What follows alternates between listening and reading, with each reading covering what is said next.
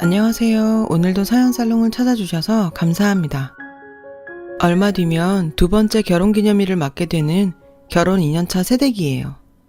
저희 부부는 맞벌이를 하는데요. 남편은 회사에 다니고 저는 집에서 프리랜서로 일을 하고 있어요. 왜 이런 말들이 있잖아요. 며느리 사랑은 시아버지다. 사위 사랑은 장모다. 저는 이 말에 100% 동의해요. 우리 집만 봐도 딱 그렇거든요. 저희 시아버님도 저를 친딸처럼 사랑해 주시지만 특히 저희 엄마는 제 남편을 친아들처럼 아주 끔찍히 생각하시거든요. 가끔은 제가 질투를 할 정도로요. 그럴 때마다 엄마는 이러세요. 나한테 우리 지훈이는 사위가 아니라 아들이야, 아들. 그러시면서 얼마나 제 남편을 챙기시는지 몰라요. 그런데 엄마의 이런 모습을 볼 때마다 저는 가슴 한켠이 짠해져요. 저희 엄마가 이러시는 데는 특별한 이유가 있거든요. 지금부터 그 이야기를 하려고 해요. 저는 어린 시절만 생각하면 아직도 악몽을 꿀 정도로 힘든 시절을 보냈어요. 저희 가족은 원래 4명이었어요. 엄마와 아빠, 그리고 제 위로 오빠가 하나 있었죠. 엄마는 20대 초반에 아빠와 결혼을 하셨고 바로 오빠를 낳으셨어요. 엄마가 아빠와 결혼한 데에는 이유가 있었어요. 바로 돈 때문이었죠. 엄마 친정이 너무 가난했거든요. 부모님의 결혼은 외할아버지 지인분이 다리를 놓아주셔서 가능했어요. 집안이 녹록하긴 한데 아들내미가 망나니라 어디 데려갈 사람이 없는 모양이야. 그래도 돈 있는 집이라 거기로 시집가면 돈고생은 안 할 걸세. 딸한테 망나니 남편을 맺어주는 게 걸리긴 했지만 돈 걱정 안 하고 살 거란 말에 외할아버지는 혼사를 진행했어요. 엄마는 그렇게 팔려가듯 결혼하게 됐죠. 아빠는 소문 그대로 망나니였어요. 술을 물 마시듯 하고 돈도 펑펑 써댔죠. 친할아버지 회사에서 직원 타이틀 달고 어영부영 살면서 말이에요. 사치가 심하고 여자를 좋아해서 늘 다른 향수 냄새를 묻히고 집에 오셨대요. 그래도 시댁의 재력 하나 보고 참고 살아야겠다 했던 엄마는 나중에서야 뜻밖의 사실을 알게 되셨어요. 친할아버지가 운영하는 회사가 그렇게 기반이 탄탄하거나 이름이 있는 회사가 아니라는 거였죠. 살아남으려고 아등바등 해야 하는 그런 정도의 회사였던 거예요. 애초에 사랑이 없었으니까 그 사람이 여자를 만나고 다닌데도 그렇게 상처가 되지는 않았어. 그런데 아이를 가지니까 그게 또 달라지더라. 어찌됐건 애는 제대로 키워야 했으니까. 오빠를 임신한 엄마는 내 자식만큼은 남편과 다르게 바르게 키우리라 굳게 다짐하셨대요. 얼마 뒤 엄마는 오빠를 낳았고 본격적인 육아에 들어갔죠. 그리고 몇 년 뒤 둘째인 저를 임신하셨고 그때부터 삶이 달라지기 시작했대요. 제가 태어나기 얼마 전부터 친할아버지 회사 재정이 점점 안 좋아지더니 마침내 제가 태어나고 2달이 채 되지 않아 부도가 나버렸거든요. 친할아버지는 빚쟁이한테 쫓겨 자취를 감추셨고 저희 가족도 숨듯이 이사를 가야 했어요. 습하고 냄새 가득한 반지하 방으로요. 어린 오빠와 태어난 지 얼마 안 된 저를 키우기에는 힘든 환경이었죠. 그래도 엄마는 포기하지 않고 저희 남매를 키우느라 고생을 많이 하셨어요. 하지만 아빠는 전혀 도와주지 않았어요. 돈도 못 벌고 상황은 힘든데도 술은 전보다 더 많이 마셨어요. 엄마는 그런 아빠가 당연히 못마땅했죠. 제발 무슨 일이든 좀 해봐요. 우리 애들 굶겨 죽일 작정이에요. 참다 못한 엄마의 호소에 돌아온 건 아빠의 손찌검 뿐이었어요. 너 지금 내가 돈 못 번다고 무시해? 하루가 멀다 하고 아빠는 엄마한테 손찌검을 했고 급기야 엄마와 저한테도 손을 대려고 했어요. 그럴 때마다 엄마는 몸으로 우리 남매를 막아섰고요. 오빠는 그런 아빠를 보면서 철이 일찍 들었어요. 자기도 어리면서 아기인 저를 돌보고 엄마 걱정을 했어요. 엄마는 능력 없는 아빠 대신 돈을 벌어야 했어요. 그래서 식당 일을 시작하셨죠. 엄마가 일을 나간 낮 시간엔 오빠와 저 둘이서 집을 지켰어요. 가끔은 엄마 부탁으로 이웃집 아줌마가 오셔서 저희를 돌봐주시기도 했어요. 아빠는 낮부터 술을 마시러 나가거나 일자리를 구하러 나간다는 핑계로 집을 비우셨어요. 그래서 저는 주로 오빠가 챙겨주었죠. 하루가 다르게 저와 오빠는 커가는데 아빠는 여전히 일자리도 구하지 않고 술은 마셨어요. 술 마실 돈이 부족하니 엄마와 오빠와 제게 화풀이를 하며 폭력을 행사하셨죠. 친할아버지한테는 연락이 끊긴 지 오래였고 엄마는 시댁과 딱히 연락할 마음도 없어 보였어요. 아빠가 저 모양이니 솔직히 시댁에 무슨 정이 있겠어요. 그러던 어느 날이었어요. 오빠 앞으로 취약 통지서가 날라왔어요. 그때까지도 아빠는 정신을 못 차리고 술독에 빠져 사셨죠. 그동안 참고 살아왔던 엄마는 결국 중대한 결정을 하게 되었어요. 아이들의 교육을 위해서라도 더 이상 아빠 곁에선 아이를 키울 수 없다는 게 엄마의 결론이었죠. 그리고 곧 실행에 옮기셨어요. 그날도 아빠는 술에 떡이 되어서는 코를 골며 잠에 빠져 있었죠. 엄마는 아빠 몰래 우리 남매를 조용히 깨워서 옷을 입혔어요. 엄마는 미리 싸놓은 짐가방을 들고 오빠와 제게 말했어요. 잘 들어. 이제부터 아빠랑 안 살 거야. 우리 남매는 고개를 끄덕였어요. 그리고 엄마를 따라 나섰죠. 그날 엄마와 우리 남매는 터미널에서 버스를 탔어요. 어디로 가는지는 엄마만 알고 있었죠. 오빠와 저는 그저 엄마 손을 잡고 따라 나서기만 했을 뿐이니까요. 처음에는 외할머니 외할아버지가 계신 외갓집으로 가는 줄 알았어요. 왕래를 하진 않았지만 시골에 살고 계신다고 들었거든요. 그런데 엄마는 외갓집으로 가지 않았어요. 거기로 가봤자 우리 형편과 별반 다르지 않다고 하시더라고요. 우리가 간 곳은 엄마의 중학교 선생님 댁이었어요. 엄마는 선생님을 이모라고 불렀어요. 엄마는 공부를 잘했지만 집안 형편 때문에 고등학교에 진학하지 못했어요. 그런 엄마를 담임 선생님은 무척 예뻐하셨죠. 엄마가 대견하다고요. 집에 불러 맛있는 것도 해주시고 엄마가 학교를 그만둘 때 눈물을 보이시면서 이러셨대요. 이제부터 선생님 말고 이모라고 불러. 이제부터 내가 이모가 돼줄게. 힘들면 언제든지 찾아와. 그 말 한마디를 믿고 엄마는 우리 남매를 데리고 선생님 댁으로 간 거예요. 막상 우리 남매를 데리고 가긴 했지만 엄마도 걱정이 됐는지 문 앞에서 망설이다 배를 눌렀어요. 이모, 이렇게 염치 없이 찾아와서 죄송해요. 아이들 때문에 어쩔 수 없었어요. 큰아들이 이제 초등학교에 들어가는데 애아빠 옆에 도저히 내버려 둘 수가 없었어요. 엄마는 울먹이며 말했어요. 선생님 역시 엄마를 보곤 울먹이셨어요. 너처럼 똑똑하고 착한 애가 그깟 돈이 뭐라고 그런 집에 시집을 가선 이런 신세가 된 거니? 속상해서 정말. 두 분은 한참을 그렇게 우셨어요. 어느 정도 감정이 정리되자 선생님은 앞으로 우리가 살 방법을 생각해 보자고 하셨죠. 일단 살 집부터 구해야겠다고 하시며 건물을 가지고 있는 사촌동생한테 혹시 남는 방이 있는지 알아보겠다고 하셨어요. 다행히 선생님 덕분에 우리는 방 2칸에 화장실과 주방이 딸린 집을 구할 수 있었고 며칠 뒤 바로 이사를 했어요. 엄마는 상가 청소와 건물 관리를 맡게 되었어요. 그와 별개로 엄마는 마트 판매원 일까지 구하셨죠.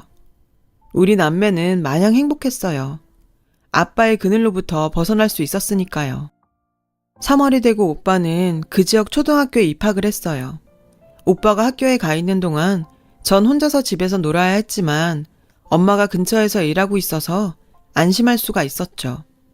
그렇게 우리 식구는 4명에서 3명으로 줄었지만 오히려 행복감은 곱절로 는 것 같았어요. 적어도 그 집에서는 우리 3 식구가 걱정 없이 살 수 있었으니까요. 가난했지만 행복한 순간이었죠. 선생님께서는 음식도 가져다 주시고 엄마가 바쁠 땐 저희를 돌봐주셨어요. 제가 초등학교에 입학을 하고부터는 엄마는 더 많은 시간을 일을 할 수가 있어서 수입도 더 늘었고요. 오빠는 하루하루 더 어른스러워졌고 엄마를 닮아 그런가 공부도 잘했어요. 초등학교 6년 내내 모범생이었죠. 저도 오빠를 보고 자극을 받아서 공부를 열심히 했고요. 오빠는 중학교에 진학하고 나서부터 진로 고민을 했어요. 돈을 벌고 싶다고 하더라고요. 그래서 대학에 갈 생각이 없다고 했죠. 하지만 엄마는 생각이 달랐어요. 네가 정말 엄마를 생각한다면 당장 돈 벌 생각을 할 게 아니라 내 미래를 위해서 대학에 진학하는 게 맞아. 돈은 대학 졸업하고 벌어도 되잖니. 하지만 오빠의 의지는 확고했어요. 그 문제로 한동안 엄마와 오빠는 의견 충돌이 잦았고 중간에서 저는 이러지도 저러지도 못했죠. 솔직히 저도 오빠가 대학에 들어가기를 바랬어요. 오빠는 공부를 정말 잘했고 충분히 좋은 대학에 갈 수 있을 것 같았거든요. 내가 보기에도 아까웠는데 엄마는 오죽했겠어요. 하지만 오빠는 끝내 고집을 피웠죠. 엄마, 대학은 늦게라도 갈 수 있어. 돈부터 벌고 생활이 좀 안정되면 그때 다시 공부할게. 지금 이 상태에서 대학에 들어간다면 난 공부에 신경 쓸 수가 없을 것 같다고. 엄마가 하루 종일 일하면서 번 돈으로 어떻게 등록금을 내고 용돈을 써? 게다가 예원이 시집도 보내야지. 엄마도 이젠 고생 좀 그만하고, 응? 그러니 제발 대학 가란 소린 하지 마. 확고하게 결심을 굳힌 오빠의 모습에 엄마는 속상했지만 결국 오빠의 뜻을 따르기로 했어요. 오빠는 특성화 고등학교에 진학을 했고 재학 중에 자격증도 여러 개 땄어요. 그리고 고3이 되자 취업을 나가게 됐죠. 그렇게 첫 월급을 받은 날 오빠는 고기를 사와서 엄마와 제게 구워주었어요. 엄마는 그런 오빠를 대견해 하시면서도 한편으로는 미안해 하셨어요. 오빠가 20살이 되던 그해 저는 고등학생이 되었어요. 오빠는 제게 무조건 공부해서 대학에 들어가라고 하더군요. 전 당연히 싫다고 그랬죠. 대학에 가면 제가 아니라 공부 잘하는 오빠가 가야 한다고 생각했으니까요. 하지만 오빠는 단호했어요. 자신은 언제든 대학에 합격할 자신이 있으니 걱정 말라면서요. 하는 수 없이 전 오빠 말을 듣기로 했고 그날부터 정말 죽어라 공부를 했어요. 열심히 하다 보니 중학교 때보다도 성적이 많이 올랐고 그런 제 성적표를 보며 엄마와 오빠는 기뻐했어요. 그렇게 우리 가족은 하루하루 각자의 위치에서 열심히 살아갔어요. 하지만 얼마 뒤 우리 가족에게는 생각지도 못한 슬픔이 닥쳤어요. 바로 오빠의 죽음이었죠. 그날은 원래 휴무날이었지만 오빠는 전날 하던 일을 마무리한다며 늦은 출근을 했고 회사 근처 도로에서 음주운전 차량에 치이고 말았죠. 당시 가해자는 만취 상태였어요. 엄마와 제가 응급실에 도착했을 때 오빠는 심폐소생술을 받고 있었어요. 엄마와 저는 울면서 오빠가 제발 살아나기를 기도했지만 오빠는 끝내 숨을 거두고 말았어요. 의사가 사망 선고를 내리는데도 저는 오빠가 죽었다는 사실을 받아들일 수 없었어요. 불과 몇 시간 전까지만 해도 공부 열심히 하라며 제 머리를 쓰다듬어 주던 오빠였으니까요. 그런데 어떻게 이렇게 쉽게 세상을 떠날 수가 있는 거죠? 그 순간 엄마가 바닥에 주저앉아 오열하기 시작했어요. 애를 끓는 듯한 소리를 내며 울부짖었죠. 그제야 저도 정신이 들더라고요. 그리곤 오빠의 죽음을 받아들이게 됐죠. 그러자 오빠를 죽인 가해자가 죽도록 미웠어요. 할 수만 있다면 그 인간과 오빠의 목숨을 바꾸고 싶었죠. 그런데 그때 슬픔에 잠겨있는 엄마와 제 곁으로 병원 관계자가 다가왔어요. 어렵게 입을 떼며 말하더군요. 혹시 아드님의 장기를 기증하실 의향이 있으신가요? 엄마와 저는 멍하게 직원을 바라봤어요. 직원 말에 따르면 병원의 장기 기증을 기다리는 사람들이 있는데 오빠의 장기가 다른 이들의 생명을 살릴 수 있다고 하더라고요. 엄마는 잠시 망설이셨어요. 비록 오빠가 죽었다지만 그 장기를 빼낸다는 게 꺼림칙하셨던 것 같아요. 엄마가 망설이자 직원이 나직한 목소리로 말을 이어갔어요. 아드님은 그 누구보다도 의미 있는 일을 하게 되는 거라고요. 그 말을 들은 엄마는 결심이 선 듯 직원을 바라보시더니 동의서에 사인을 하겠다고 하셨어요. 그렇게 오빠는 여러 사람에게 새 생명을 주고 하늘로 떠났어요. 엄마와 저는 한동안 슬픔에 빠져 지내야 했죠. 오빠의 빈자리는 생각보다 컸고 이 슬픔은 사라지지 않을 것 같았어요.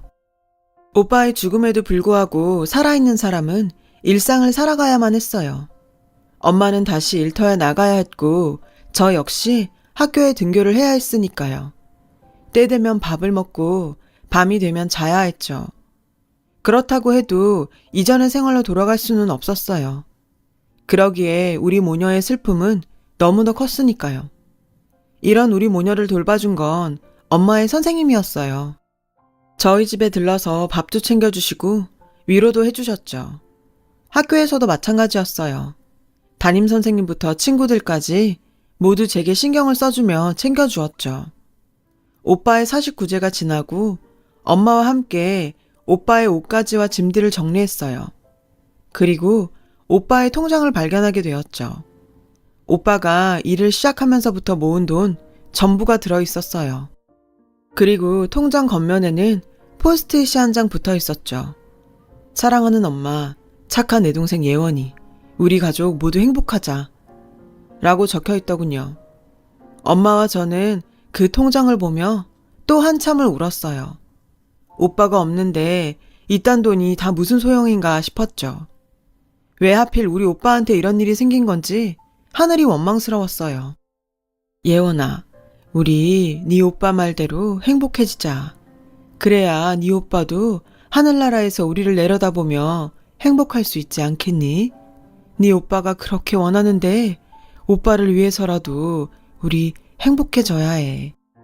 엄마는 제 손을 꼭 잡고는 애써 미소를 지어 보이셨어요. 그런 엄마를 보며 저 역시 미소를 지어 보였죠. 그리곤 오빠 몫까지 열심히 살아서 엄마를 행복하게 해주겠다 다짐했죠. 이후 엄마와 저는 마치 예전 일상으로 돌아간 것처럼 씩씩하게 생활을 해 나갔어요. 그렇게 열심히 살아낸 덕에 전 대학교에 들어가게 되었죠. 그 무렵 가해자 측으로부터 합의금과 보험금을 받을 수 있었어요. 솔직히 오빠의 목숨과 바꾼 돈이었기에 손도 대기 싫었어요. 하지만 엄마는 저와는 생각이 달랐어요. 그 돈을 제 대학 등록금으로 쓰자고 했죠. 오빠가 입버릇처럼 했던 말처럼 오빠가 절 대학에 보내주는 걸로 생각하자고요. 오빠도 그러길 바랄 거라고요. 결국 저는 엄마 뜻을 따르기로 했어요. 대학을 다니는 내내 저는 성적 장학금을 탔어요. 대학 중에 관련 직종 자격증도 여러 개를 땄고요. 오빠의 목숨과 바꾼 돈으로 학교를 다니는 만큼 할 수 있는 한 최선을 다하고 싶었거든요. 그 덕분에 저는 졸업도 하기 전에 취업에 성공할 수 있었어요. 그리고 졸업식 날 엄마와 함께 학사모를 쓰고 찍은 사진을 들고 오빠 납골당에 가지고 갔어요. 오빠 덕분에 대학도 졸업할 수 있었고 좋은 회사에 취직도 할 수 있었다고 고맙다고 했어요. 그리고는 그 사진을 오빠 유골함 옆에 놓아두었어요. 하늘에서도 오빠가 잘 볼 수 있도록요. 입사 후 한동안은 업무에 적응하느라 정신이 없었어요. 그래도 시간이 지나니 일도 손에 붙고 직장 동료들과도 많이 친해져서 직장 생활도 즐기며 하게 되었죠. 그리고 얼마 뒤 연애도 하게 되었어요. 바로 지금의 남편이죠. 남편은 저보다 6살 연상으로 직장 선배의 친구예요.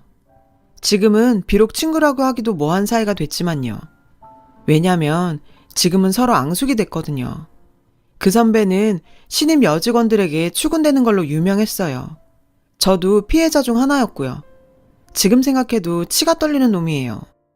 그 선배는 퇴근 시간에 건물 밖에서 치근덕댔어요. 오늘 시간 어때? 둘이 술이나 한잔 할까?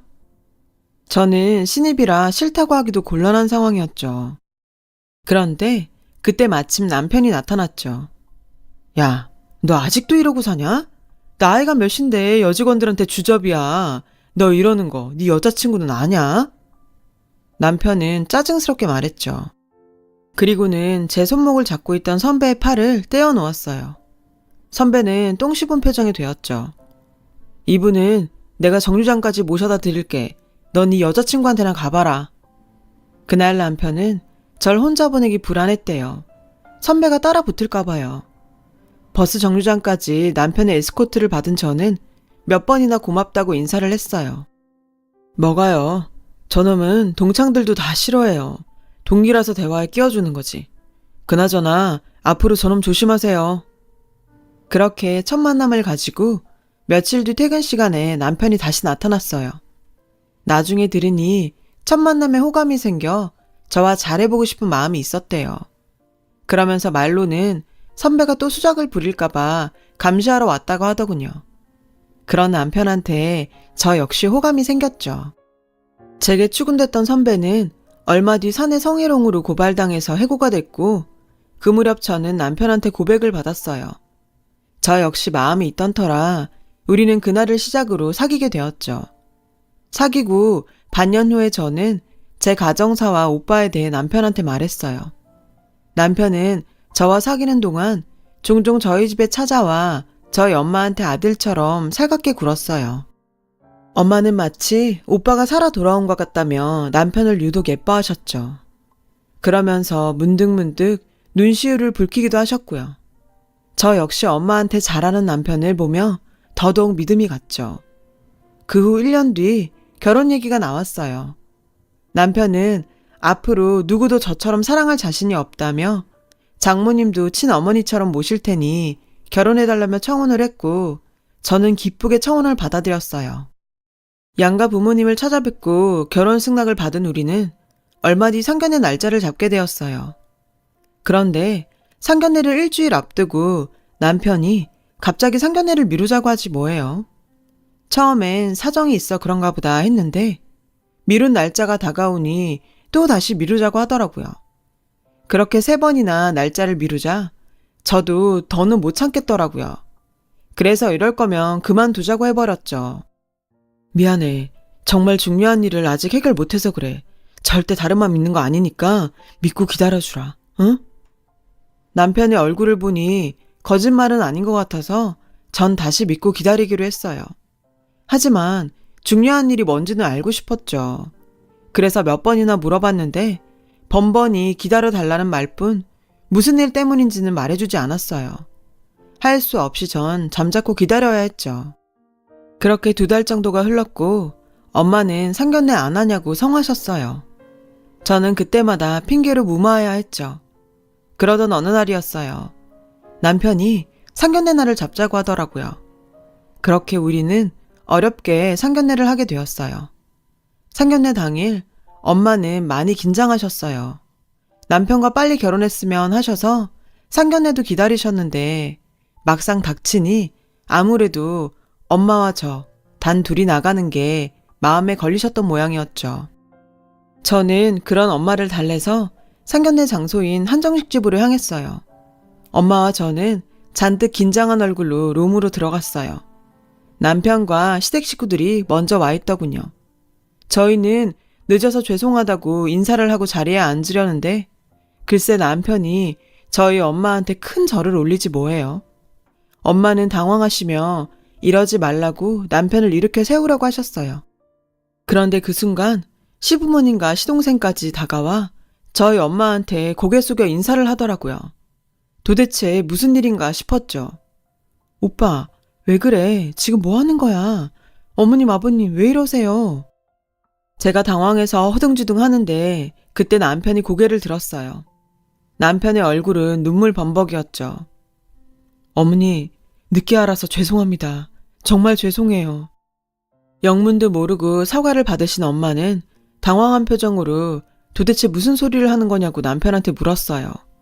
그러자 시어머니께서 다가와 저희 엄마 손을 꼭 잡으시더니 그러시는 거예요. 사부인, 얼마나 마음이 아프셨어요. 부모된 입장에서 쉽지 않은 결정이셨을 텐데 저희는 죄송스럽고 감사한 마음뿐이에요. 정말 큰 신세를 졌습니다. 시어머니는 울먹이며 말씀하셨어요. 그때까지만 해도 엄마와 저는 이게 무슨 소린가 싶었어요. 그런데 남편이 다가와 저희 엄마 손을 자기 가슴에 대며 하는 얘기를 듣고 그제야 전말을 알게 되었죠. 어머님, 들리세요? 아드님 심장이 뛰는 소리가요. 어머님께서 장기 기증을 해주신 덕분에 제가 살 수 있었습니다. 형님 덕분에 이렇게 예원이를 만날 수 있었고 어머님 사위가 될 수 있었어요. 순간 엄마는 다리에 힘이 풀렸는지 휘청하셨어요. 그리고는 눈물을 흘리시며 남편을 끌어안으셨어요.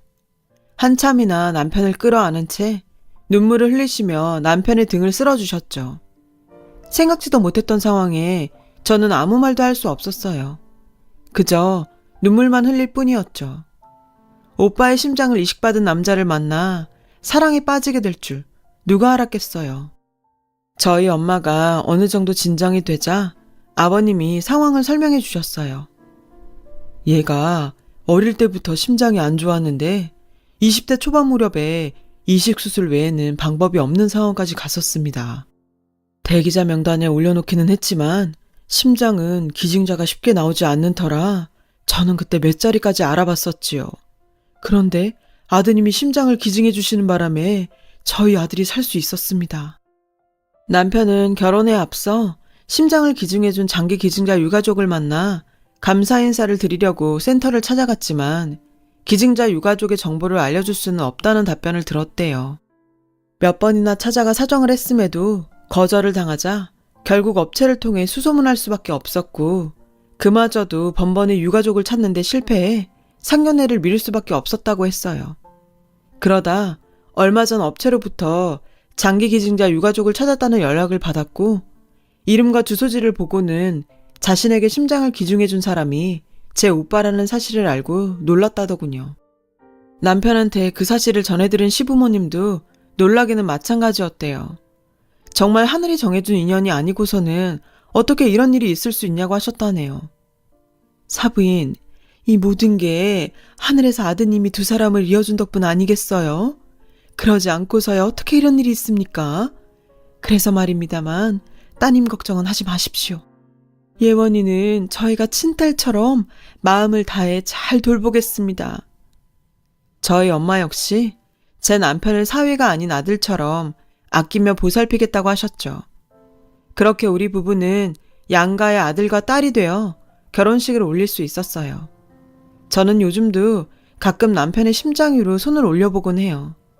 눈을 감고 심장 소리를 들으면 꼭 오빠가 내 곁에 있는 것 같거든요. 저는 우리 두 사람을 이어준 오빠를 생각해서라도 평생 남편을 아끼고 사랑하며 살아갈 생각이에요.